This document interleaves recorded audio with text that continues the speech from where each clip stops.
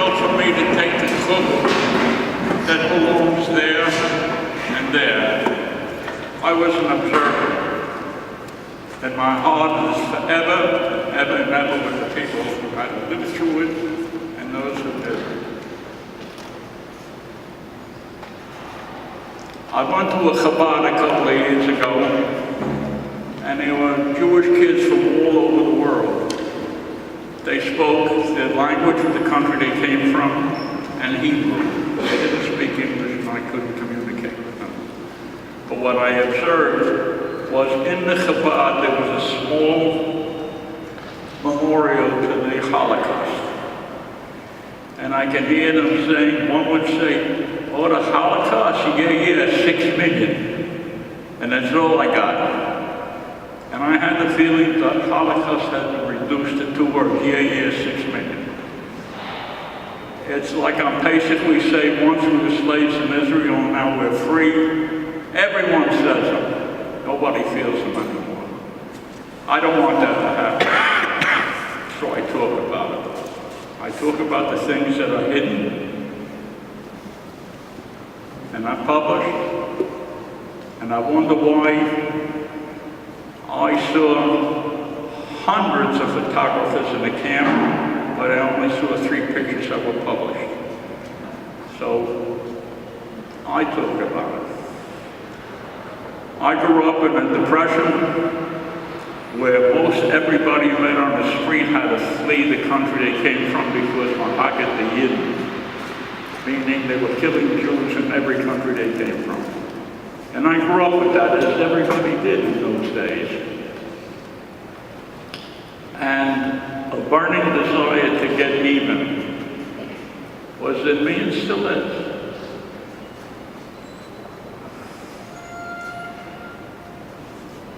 One day when we were playing ball in the street, 2-hand touch, at the end of the game, my sister invited us all into her apartment, which was a street-level apartment, invited me and my friends in for coffee, and she turned the radio on to a football game that was a playoff game between, believe it or not, the Yankees and the Giants. So she had that game on, we were eating our cookies and whatever else came with it, and the date was December 7th, 1941. And we were watching the game, and they had wonderful announcers that you can hear, he's on a 5, he's on a 15, up on a 25, and a 30. They were great, and we were just into that radio, and while they were speaking about it, and that's the 50-yard day coming up, beep! We interrupt this program to announce that the Japanese have bombed Pearl Harbor. This room just got quiet. The world, New York City became quiet. Everything stopped. We knew we were going to war. My brother, that was on December 7th. My brother, my beautiful big brother, was in the Marines on December 8th. And he lived through some of the toughest fighting this country ever saw. Other kids disappeared from the street, and I felt like I'm left alone. Everybody is going to go fight. Went to my mother, I want to join, Mom. Forget it. And finally I worked out a way to do it, and she was mad, screaming mad. She would say, Ich hab schon einen auf dem Feuer, darf ich nicht schwächen. I got one son on a fire, I don't need 2. But kids are kids, and I managed to find my way in by a little treachery. And I told her, Mom, I'll bring you back something from Hitler's house. This war got to stop. You know the way boys are with mothers, we tease them.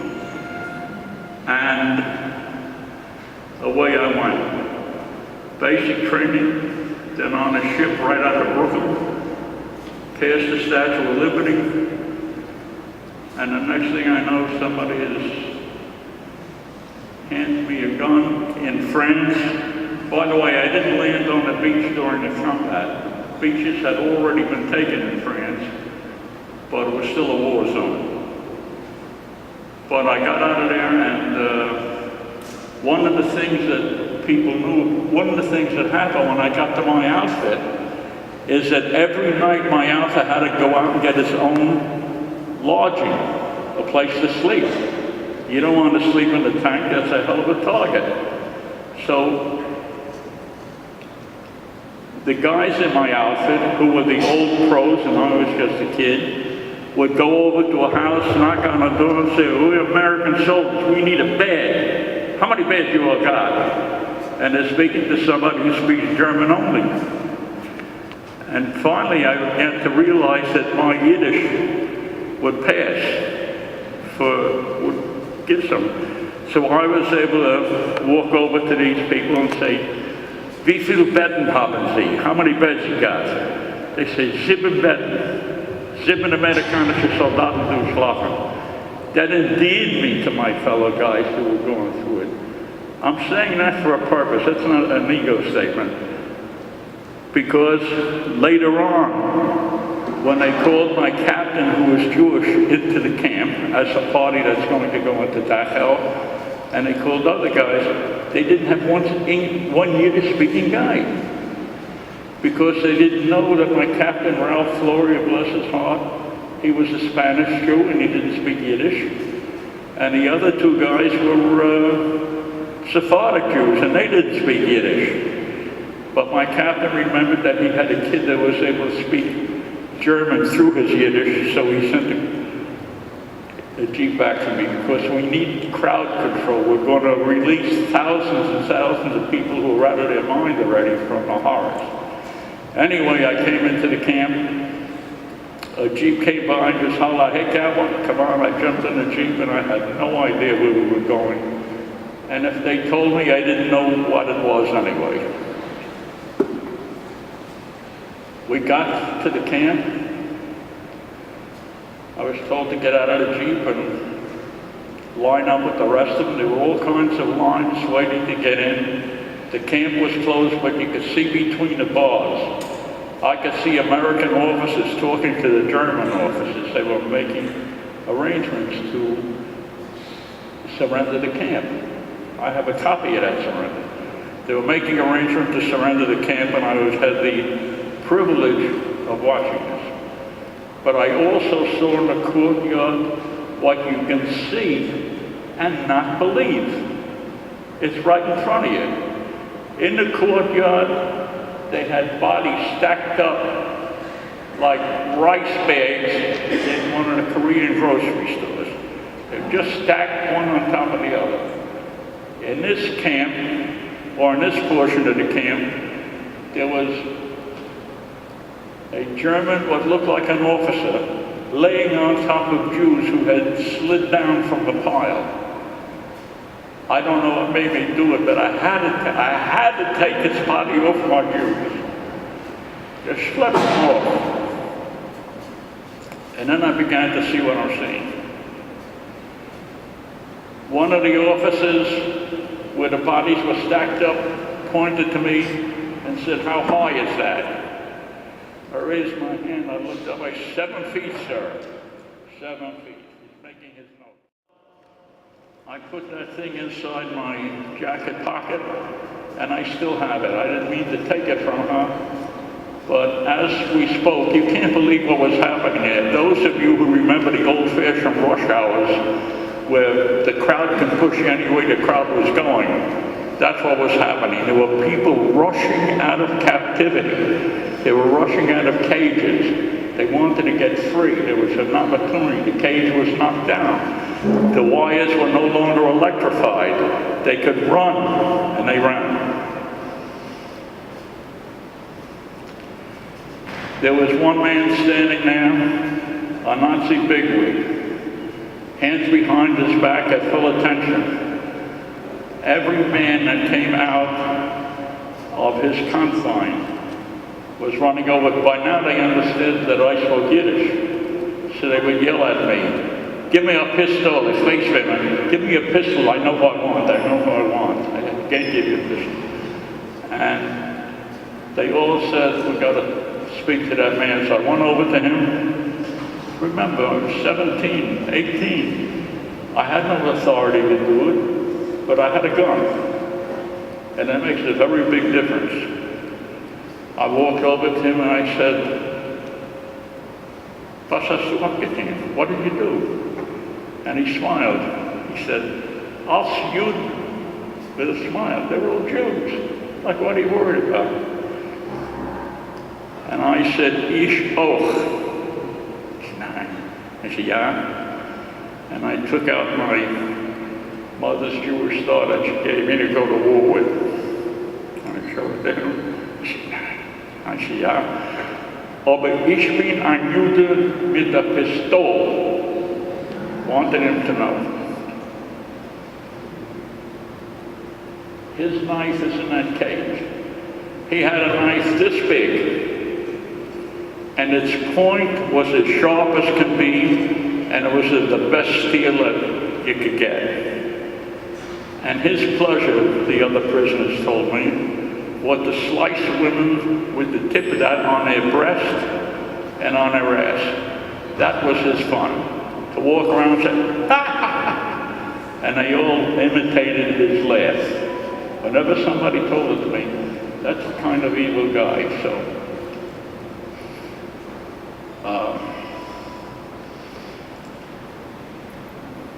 There were arrangements made for him. Other things that I remember going through the camp was I got to one place where there was a box this big by this big, and it was filled with gold-framed eyeglasses that only children wear. And once you see that, you realize what that is, because you're in a camp where people were dying. They were not only dying, but they were all over the floor. And I realized that I'm in a room with all dead people, dead and dying. When you're in a room with dead people, they talk to you.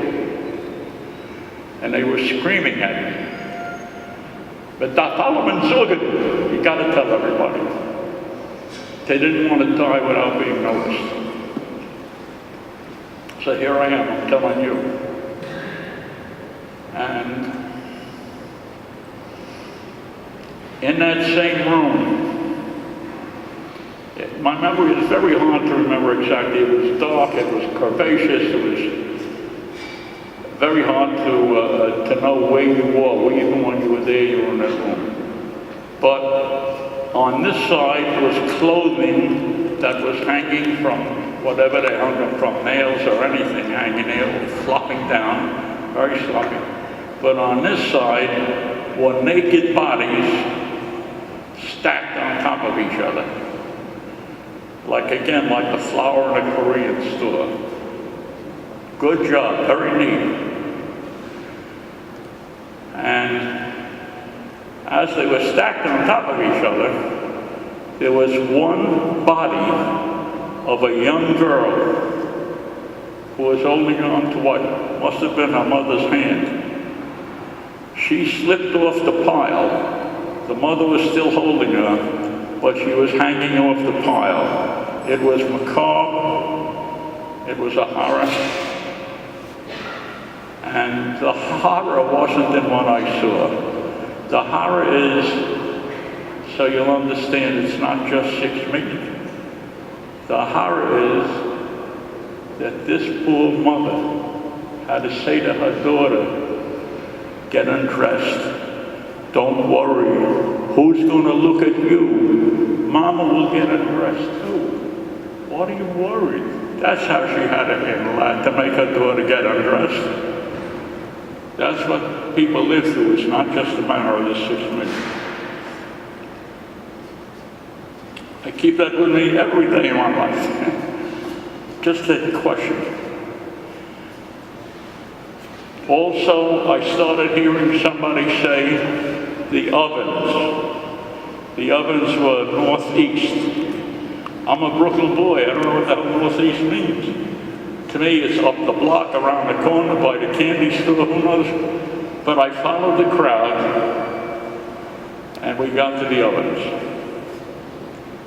There was a little Polish Jew, a capo, who was in fear of his life because the other prisoners considered him a traitor.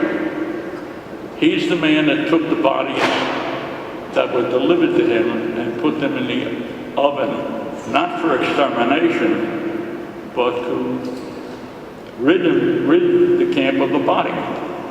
They went up in smoke. He was screaming, "Don't hurt me. What did I do? Wem hab ich geschossen? Who did I hurt? They came to me, they were dead."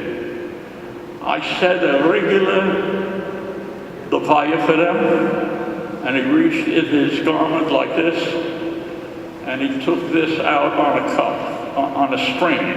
He had it hanging around his shoulder. He said, "For every neshama that I put in that oven, I made a levaya," which is a funereal thing. He said, "V'yed neshama."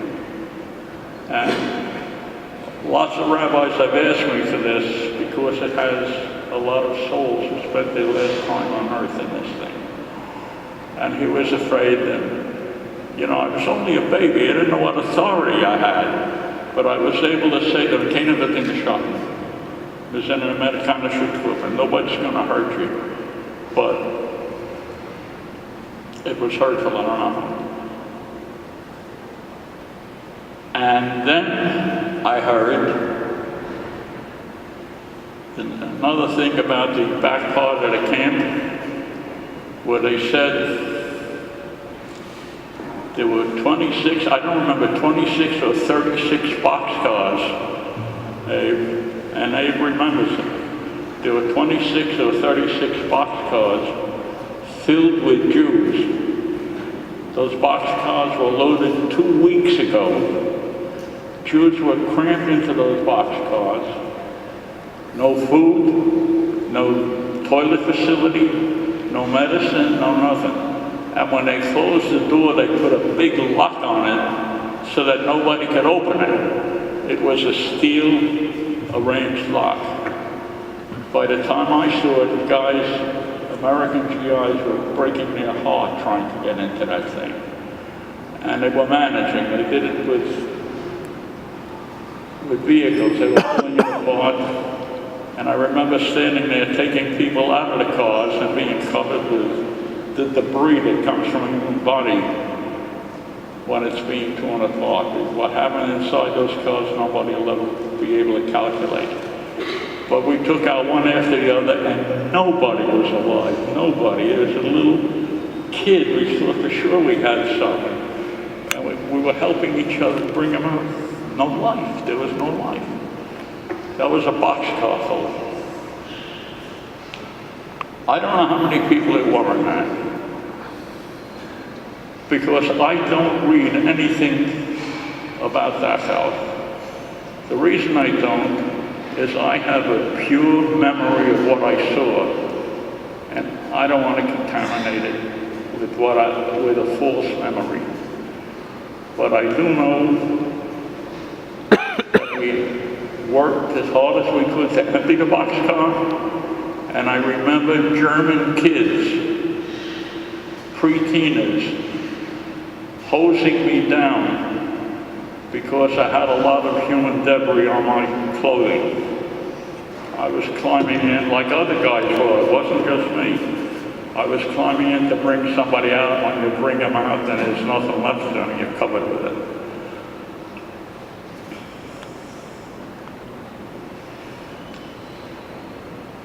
I think that's as far as I want to go. You got the idea. Okay? It wasn't just 6 million. It's what they lived through. Thank you.